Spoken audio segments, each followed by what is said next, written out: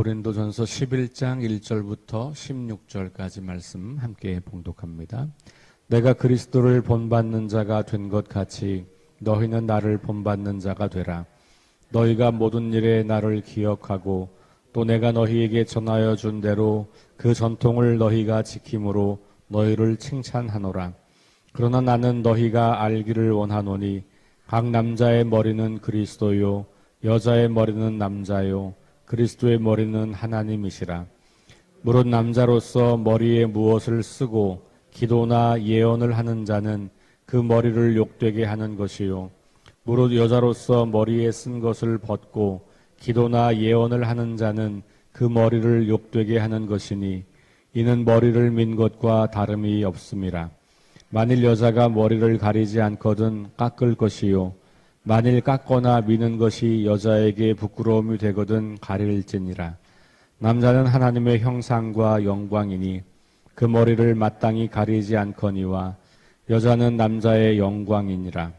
남자가 여자에게서 난 것이 아니요 여자가 남자에게서 났으며 또 남자가 여자를 위하여 자임을 받지 아니하고 여자가 남자를 위하여 지음을 받은 것이니 그러므로 여자는 천사들로 말미암아 권세 아래에 있는 표를 그 머리 위에 둘지니라.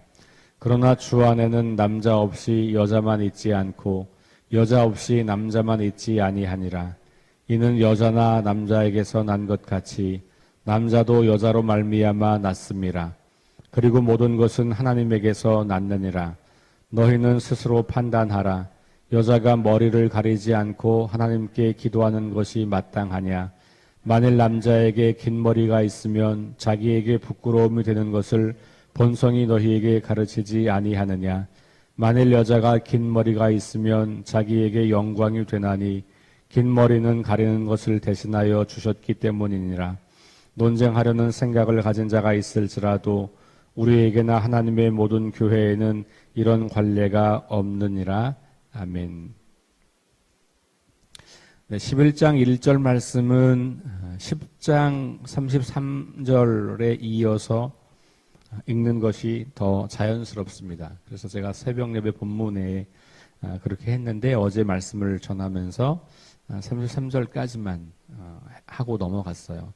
여러분들이 가지고 있는 성경에도 아마 그 단락의 표시를 11장 1절을 그 앞으로 붙여 놓았던 것을 확인할 수가 있을 것 같아요. 엄밀히 말하면 10장에 이어지는 10장과 연결되는 본문이긴 하나 사실 10장은 11장 이하에 나오는 내용하고도 계속 큰 단락으로 보면 연결되기 때문에 뭐 따로 읽어도 크게 문제가 될 것은 없습니다.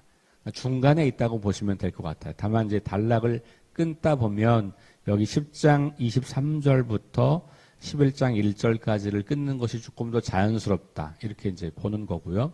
그러나 8장부터 시작되는 이야기가 11장까지 계속되고 있다는 측면에서는 이 11장 1절을 뒤에 붙여도 크게 문제는 없습니다. 그러면 바울이 하고 싶은 이야기는 뭐냐 하면 8장부터 11장 사이에서 하고 싶은 이야기는 교회 안에 우상숭배의 문제라든지 아니면 결혼의 문제라든지 독신의 문제라든지 그 다음에 오늘 읽은 예배에서 남자와 여자는 어떤 모습을 할 것인지 뭐 이런 모습들 전반에 걸쳐서 바울이 제시하는 자기의 본, 나를 본받으라 라고 하는 것의 핵심은 다른 사람의 유익을 구하라는 거예요. 그러니까 바울이 교리적으로 신학적으로 옳다 그러니 나를 따르라 이렇게 말하는 게 아니고 나도 실제의 삶에서는 내 유익이 아니라 다른 사람의 유익을 구하며 살아가고 있다라는 거예요. 그런데 그 전제가 뭐냐면 그런 삶은 예수님께서 우리에게 보여주신 삶이기 때문에 내가 그 예수님을 따르는 거다. 그리고 너희가 나를 본받는 것은 내가 예수 그리스도를 따르는 것에 한해서 본받으라. 이런 전제가 있는 것이죠. 그러니까 이 말은 이게 없어지면 매우 교만한 말로 들려요. 자기는 그럼 다 완성됐다는 말인가? 자기는 완벽하다는 말인가? 자기가 예수님이란 말인가? 이렇게 오해할 수가 있는 거죠. 그런데 그것을 잘 읽으면 내가 그리스도를 본받는 것처럼 본받는 만큼 너희는 나를 본받으라. 그런데 그 예수님을 본받는다는 말은 바울의 이 모든 문제의 핵심을 그리스도, 십자가에 달리신 그리스도로 기본을 이야기하고 있는 거니까 예수님을 닮는다는 말은 예수님처럼 자기를 희생하여 다른 사람의 유익을 구하는 삶을 산다는 거예요. 그런 맥락에서 오늘 말씀도 앞의 말씀과 여전히 같은 원리 속에 있다. 이렇게 보는 거죠. 그 원리가 바로 자기 유익을 구하지 않고 다른 사람의 유익을 구하는 것. 그리고 그것은 예수님께서 보여주신 본이고 바울이 따르는 본이고 그러니 바울은 그런 것처럼 너희도 나를 따르고 주님을 따르라. 이렇게 권면하고 있는 겁니다. 오늘 특별히 읽은 말씀은 전통적으로 우리 한국교회가 이것을 문자적으로 많이 받아들였던 본문이에요. 왜냐하면 우리 한국 사회가 이 고린도서에 적혀 있는 것을 문자적으로 지켰던 나라였거든요. 유교의 영향을 깊이 받고 그리고 가부장제가 여전히 강한 나라였기 때문에 우리가 볼 때 이 말은 매우 타당하다 이렇게 보았던 말씀들이에요. 그런데 그것도 실은 성경을 자세하게 읽지 않은 거예요.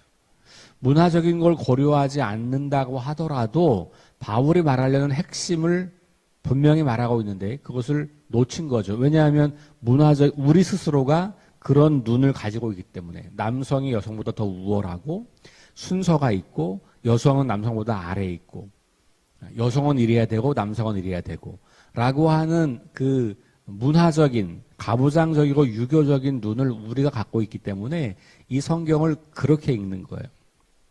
근데 성경에 이게 그 시대의 문화다라고 말하지 않는다고 하더라도 성경은 그 얘기를 말하는 게 아니고 그럼에도 불구하고 우리가 넘어서야 하는 부분이 있다는 걸 말하고 있거든요.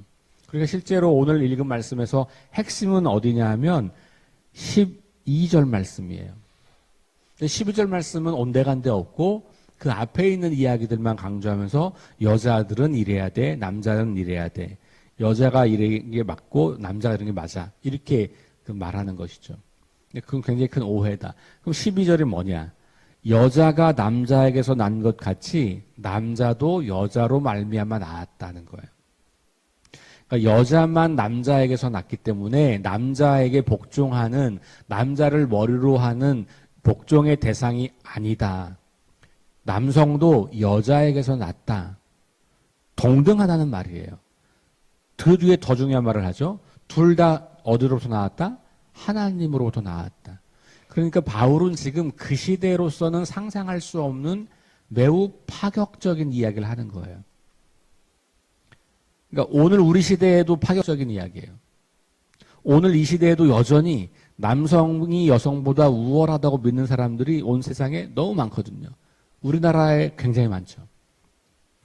그런 목사님들이 굉장히 많고 그래서 여성 안수를 허용하지 않는 교단이 굉장히 아직까지도 있고 여성 장로가 없고 감리교에서는 상상할 수 없는 일이잖아요. 우리 한국 감리교회는 처음부터 여성 장로, 목사가 다 있었던 교단이니까. 그런데 지금도 21세기에도 여전히 그런 가부장적인 문화를 마치 성경적인 것이라고 오해하는 사람들이 굉장히 많죠. 그래서 우리도 그런 얘기 많이 해요. 집안의 제사장은 남편이다. 뭐 이런 이야기를 하는 분들이 굉장히 많잖아요. 두 가지 면에서 잘못된 거죠. 첫 번째는 제사장은 모든 그리스도인 제사장이에요. 남편이 제사장이 아니고 모든 그리스도인 제사장이에요. 두 번째는 남편이라고 하는 게 잘못된 거예요. 그러니까 이게 남성 우월주의, 가부장주의, 유교 문화가 기독교를 먹은 거예요. 근데 사실은 이 당시가 바로 그런 문화, 가부장적인 문화였기 때문에 이제 그런 것이 잘 맞는다고 우리가 이제 오해하는 것이죠. 그러나 오늘 본문이 말하려고 하는 것은 남자와 여자가 다 똑같고 그리고 하나님으로부터 났다. 그러므로 서로를 존중해야 된다는 이야기를 하고 싶은 거예요. 그런데 바울도 어쩔 수 없이 그 시대의 산물이에요.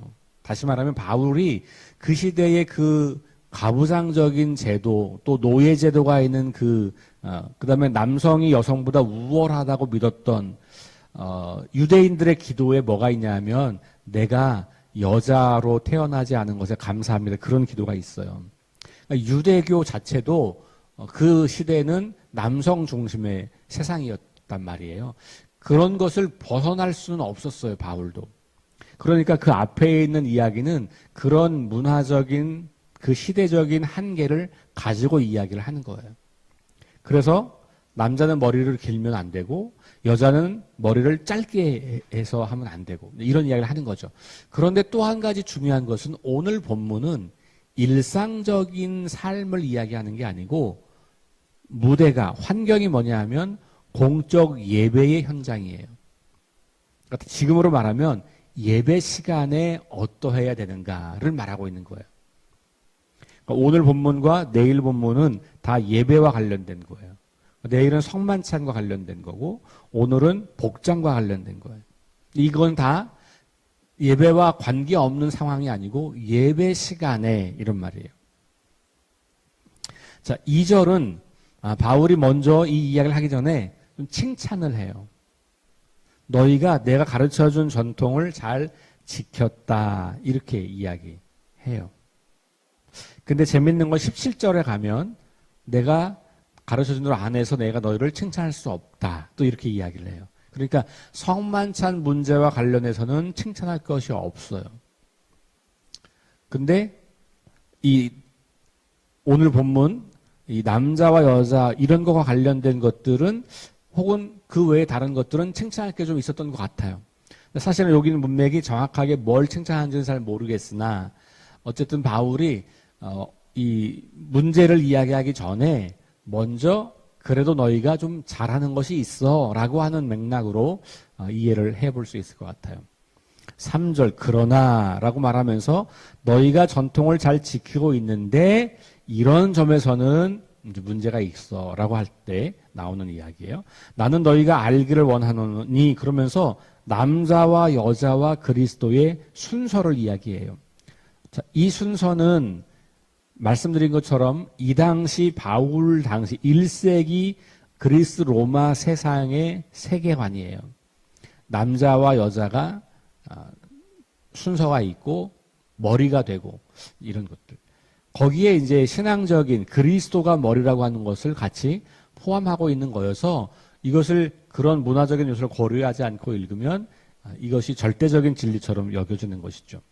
그러니까 성경을 읽으실 때 이게 문화적인 맥락인지 하나님께서 모든 시대 모든 사람들에게 진리로 말씀하시는 건지를 분별하는 것이 굉장히 중요합니다.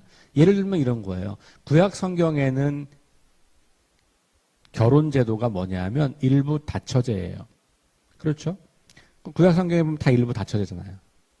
성경이 그러니까 우리도 일부 다처제를 하자 그렇게 하지 않잖아요. 왜냐하면 그건 그 시대의 문화이기 때문에 그런 거예요.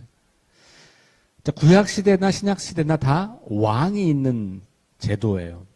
그러니까 그럼 성경에 보니까 왕이 있고 노예가 있고 그러니까 그럼 지금 우리도 왕을 세우고 노예 제도를 성경적인 거라고 주장하자. 그렇게 하지 않잖아요. 한때 그런 사람들이 있었죠. 지금도 그런 사람들이 있어요. 노예 제도, 백인 우월주의 이런 거 다 성경에 그렇게 나와 있으니 그렇게 한다. 그렇게 사람들은 생각했거든요. 근데 그거는 문화를 제대로 이해하지 못한 그런 성경을 오독하는 그런 문제인 거죠. 여기도 마찬가지예요. 그래서 남자가 여자의 머리다라고 하는 것을 딱 떼어서 이걸 마치 성경은 이걸 주장해라고 이야기하면 곤란하다는 거예요. 그 시대에 그런 생각을 가지고 있었던 거예요. 자, 각 남자의 머리는 그리스도요, 여자의 머리는 남자요, 그리스도의 머리는 하나님이시라. 그렇게 이야기를 하면서 남자가 머리에 무엇을 쓰고 기도나 예언을 하는 자는 그 머리를 욕되게 하는 거다. 남자가 머리에 뭘 쓰고 하면 뒤에 나오는 머리는 예수 그리스도예요. 그러니까 바울 시대에는 남자가 머리에 뭘 쓰고 기도하거나 예언을 하면 여기 기도하거나 예언을 하는 것이 뭐냐면 개인 기도나 개인 예언이 아니고요. 예배 시간에 하는 걸 말해요. 예배 시간에 우리로 말하면 대표 기도 맡은 사람이 머리에 뭘 쓰고 나타나면 안 돼. 이런 말, 남자는. 여기 예언을 한다는 건 뭐냐 하면 점친다는 얘기가 아니에요. 성경을 읽고 그 성경 말씀에 대해서 설명하는 것을 예언이라고 하는 거예요. 그러니까 이 고린도 교회 안에서는 목회자가 없어. 이 시대는 아직 교회 제도가 발달되지 않았기 때문에 목회자, 성직자가 없어요. 그러면 성경을 읽고 돌아가면서 자기 마음에 그 말씀이 이렇게 해석이 되는 사람들은 그것을 즉흥적으로 이야기하는 시간이 있어요. 그걸 두세 사람이 돌아가면서 하는 거예요. 그걸 예언이라고 한 거예요. 그래서 이건 이제 뒤에 보면 더 나오니까 그때 또 얘기하기로 하고, 어쨌든 남자가 교회에서 기도나 예언을 맡아서 할 때 그때 머리에 뭘 쓰면 욕되는 거다.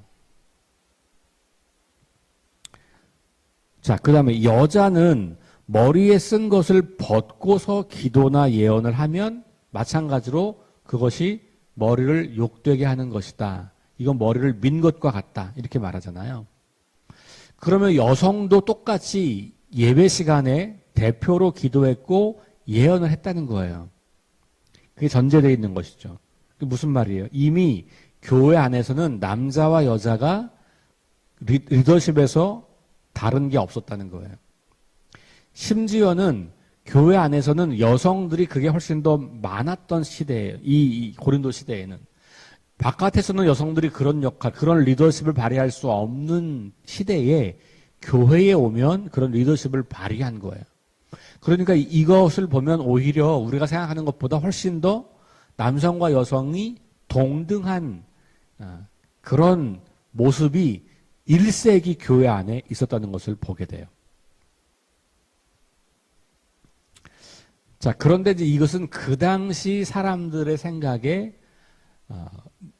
여성들이 머리를 짧게 해서 목을 보이거나 이렇게 앞에 이렇게 목과 가슴이 이렇게 보이게 되면 이건 성적으로 남성을 유혹한다 이렇게 생각했던 시대예요. 그래서 그 똑같은 생각이 지금도 이슬람 문화권에는 남아있는 거죠. 그래서 뭐 차도르나 뭐 이런 거를 머리를 다 가리는 이유는 온몸을 가리고 막 심지어는 앞에까지도 막 그물망으로 가리고 눈만 이렇게 심한 데는 조금 덜 심한 데는 머리 이렇게 수건만 하고 그게 뭐냐면 이 목을 가리는 거예요. 귀, 목 이걸 다 가리는 거죠. 요거는 남편 외에 다른 남자에게 보여주면 이거는 성적인 유혹이 되는 거예요. 특별히 여러분 고린도는 성적으로 자유로움이 지나친 곳이었다 그랬잖아요. 고린도 소녀라는 말 자체가 매춘부라고 하는 말이라 그랬잖아요. 그러니 이거 굉장히 심각한 문제가 되는 거고 교회 안에서도 그런 일들이 벌어지고 있었잖아요. 그런 의미에서 여성이 대표로 기도하거나 예언을 할 때 그 복장이 머리를 다 내어 이렇게 보여주면 이 머리를 짧게 해서 보여주면 그것은 예배 시간에 공개적으로 성적으로 유혹하는 게 되는 거예요. 이렇게 이해를 한 거예요. 그러니 여성은 당연히 머리를 짧게 하면 안 되고 머리를 길더라도 너울을 써서 자기 살을 가려야 하는 거예요. 이게 그 당시에 1세기의 그 시대의 문화였고 이 문화를 지금도 문자대로 지키는 곳이 이슬람 지역에 있는 사람들인 거예요. 우리 지금 그렇게 안 하잖아요. 그렇죠? 자, 남자들은 그 시대 남자들은 머리를 길게 하는 게 남자다운 거예요. 정상이에요. 머리를 짧게 하는 것 머리를 짧게 하는 것이 정상인 거야. 그러니까 머리를 길게 하면 그 시대 사람들이 볼 때에는 수치스러운 남자예요. 왜냐하면 여성처럼 머리를 기른 거기 때문에 그러죠. 그러니까 남성은 여성보다 우월한 존재인데 헤어스타일을 여성처럼 하는 것은 스스로가 남성이기를 포기하는 거예요. 그러니까 이게 그 시대의 문화적 안목이에요. 바울도 그 시대 사람이었기 때문에 그런 맥락을 여전히 유지하면서 동시에 특별히 그것을 이 교회 안에서 예배할 때 공적인 예배의 자리에서 그것을 잘 지켜야 한다라고 하는 이야기를 하고 있는 겁니다. 6절로 가볼게요. 만일 여자가 머리를 가리지 않거든 깎을 것이요. 만일 깎거나 미는 것이 여자에게 부끄러움이 되거든 가릴지니라. 그러니까 여자가 머리를 가리지 않을 거면 차라리 깎아라. 그런데 그 깎는 게 수치가 되면 길어라. 이 얘기는 뭐 깎지 말고 기르란 이야기예요. 이게 이제 그 시대의 문화적인 안목인 거죠. 남자는 하나님의 형상과 영광이다. 그래서 그 머리를 마땅히 가리지 않는다. 여자는 남자의 영광이다. 남자가 여자에게서 난 것이 아니고 여자가 남자에게서 났다. 남자가 여자를 위해 지음받지 않고 여자가 남자를 위해 지음받았다. 여기까지 모든 이야기가 다 그 시대의 시대적 한계, 문화적 한계를 가지고 이야기를 하는 거예요. 그러니까 지금도 우리 한국 교회와 미국 교회가 차이가 있어요. 미국 교회는 지금 목사님들이 어떤 교회들을 가면 목사님들이 반바지 반팔 셔츠 입고 설교하거든요. 하와이에 가면. 지금 막 불 나가지고 난리 난 그 마우이 섬에 제가 가서 예배드린 적이 있거든요. 깜짝 놀랐잖아요. 네. 근데 거기는 그게 그냥 문제가 되지 않는 문화예요. 그리고 우리가 그걸 보고 저 목사님은 말도 안 돼. 이건 우리의 문화적 안목으로 보는 거지 그게 기독교적 관점은 아닌 거죠. 그런 것처럼 문화는 다 다른 것이에요. 그 문화를 가지고 어떻게 그들이 하나님을 잘 예배하느냐가 핵심인 거잖아요. 이 시대의 바울에게는 여전히 남자와 여자의 차이가 있다는 것을 문화적으로는 보았다는 거예요. 자, 그런데 아까 말씀드린 것처럼 그런데 중요한 거 11절, 12절. 그러나가 들어가면 잘 봐야 돼요. 그러나 앞에까지는 그렇게 그 시대의 문화적 관점으로 남성과 여성을 구별했는데 11절 그러나 주 안에는 남자 없이 여자만 있지 않고 여자 없이 남자만 있지 않다. 그러니까 바울은 이런 거죠. 그 시대의 문화적 안목으로 남자와 여자 차이가 있다는 것은 인정하지만 받아들이지만 그걸 넘어설 수는 없었지만 중요한 건 그리스도 안에서 차별은 없다는 거예요. 차이는 있지만 차별은 없다. 남자와 여자가 차이는 있어요. 그래서 머리를 남자는 길게 하면 안 되고 여자는 짧게 하면 안 되고 이런 차이는 존중하지만 문화적으로 받아들이지만 남자와 여자가 동등하다는 것은 지키는 거예요. 이것은 문화를 넘어선 거예요. 그러니까 남자 없이 여자 없고 여자 없이 남자가 있는 게 아니다. 남자만 있는 게 아니다. 여자가 남자에서 난 것처럼 남자도 여자로 말미암아 났다. 그리고 모든 것은 하나님으로부터 났다. 요게 기독교적인 변할 수 없는 기독교적 메시지예요. 그러니까 성경에는 그런 것이 이렇게 혼재되어 있다는 것. 특별히 이 신약 성경을 읽다 보면 그런 게 굉장히 많은 것이죠. 자, 그래서 둘 다를 그러니까 문화적인 것도 넘어설지 못하는 한계 속에 있었음에도 불구하고 동시에 그 문화를 넘어서는 그런 바울이 오늘 말씀에 나오고 있는 거예요. 자, 그래서 그럼 이 얘기는 뭐냐? 결국은 핵심은 서로를 존중하라는 거예요. 왜냐하면 그것이 절대적으로 맞아서가 아니라 그걸 그렇게 하지 않을 때 다른 사람들이 그것 때문에 뭔가 넘어지게 되는 거죠. 그러니까 여성이 머리를 짧게 하고 아니면 너울을 쓰지 않고 사람들 앞에서 기도하고 예언을 할 때 어떤 남자들은 저 여자가 나한테 관심이 있어서 저러는 건가? 저 여자가 나한테 지금 유혹하나? 라고 오해할 수 있다는 거예요. 남자가 머리를 길게 하고 있으면 저 사람은 여자가 되게 원하는 사람인가? 라고 오해할 수 있다는 거예요. 그 시대 문화적 관점으로 보면. 그러니 그렇게 하지 말라라는 거죠. 그러니까 나를 위해서가 아니라 뭐예요? 상대방을 위해서. 그 문화적 안목이 절대적 진리여서가 아니라 그렇게 해야만 다른 사람들이 나를 보고 오해하거나 실족하여 넘어지지 않기 때문에 그것을 따르되 그러나 남자와 여자는 하나님 안에서 동등하다 라고 하는 것을 이야기하는 거고 특별히 말씀드린 것처럼 남자나 여자나 다 공예배에서 기도하고 예언하는 것이 가능해요. 지금으로 말하면 대표 기도하고 설교하는 게 가능했던 거예요. 그러니 바울에게 여성과 남성의 차이는 문화적인 것 외에 다른 것이 아니다라고 하는 것을 우리가 보게 됩니다.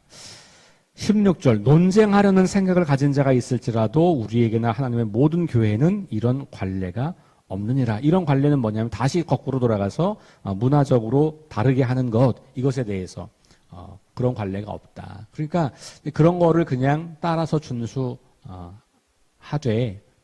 상대방을 존중하라. 그러니까 아무 음식이나 먹어도 되지만 상대방을 존중해서 음식을 먹지 않는 결정을 내린 것처럼 똑같은 거예요. 그런 맥락으로 보는 거죠. 다시 말하면 바울은 이 본문을 통해서도 여전히 교회의 하나됨을 추구하고 있는 겁니다. 교회의 하나됨. 이 하나됨이 뭡니까? 그리스도의 몸. 그리스도를 머리로 하고 우리는 각각의 지체인 그리스도의 몸. 그러므로 한 몸 공동체를 지키기 위해서 나의 유익을 구하지 않고 다른 사람의 유익을 구하는 삶의 방식을 우리는 계속 배우고 연습해야 하는 것이죠. 저는 고린도서에서 배울 수 있는 가장 큰 교훈은 그거라고 생각해요. 그 핵심을 이제 이번 주일에 여러분 함께 보게 될 텐데, 어쨌든 오늘 이 말씀을 기억하시면서 우리가 어떻게 다른 사람들을 존중하고 배려하고 그리고 다른 사람들을 세워주려고 하는 마음을 가지고 교회 안에서 상대방을 대할까. 이렇게 우리가 함께 마음을 쓰면서 우리 속교교회를 잘 세워갈 수 있게 되기를 주의 이름으로 축원합니다. 기도하겠습니다. 하나님 감사합니다. 문화적인 것과 본질적인 것을 잘 구별할 수 있는 안목을 허락해 주시고, 그러나 특별히 그런 문화적인 것의 옳고 그름을 논하는 것보다 내가 다른 사람의 신앙 성장을 위해서, 다른 사람의 유익을 위해서, 공동체의 유익을 위해서 어떤 것을 선택해야 할지를 고민하는 그런 성숙한 그리스도인들 될 수 있도록 인도하여 주옵소서. 우리 교회 안에도 다양한 문화적인 차이, 가치의 차이가 있음에도 불구하고 여전히 서로를 존중하고 배려하고 또 서로를 사랑하고 상대방의 유익을 먼저 구하는 그런 사람들이 많아져서 우리 석교교회가 여러 차이에도 불구하고 차별하거나 나뉘어지지 않고 한 몸 공동체를 잘 이루어갈 수 있도록 인도하여 주옵소서. 예수님 이름으로 기도합니다. 아멘. 함께 합심해서 기도합니다. 성령의 능력으로 하나님 나라를 증언하고 살아내게 하소서. 하나님 말씀이 기준이 되게 하소서. 질병과 연약함으로 고통당하는 사람들을 치유해 주소서. 전쟁과 자연재해와 가난과 억압으로 고통당하는 지구촌 이웃들에게 은혜를 베푸소서. 다음 세대에게 하나님 나라 복음을 전수하게 하소서. 합심해서 기도하고 개인 기도하도록 하겠습니다.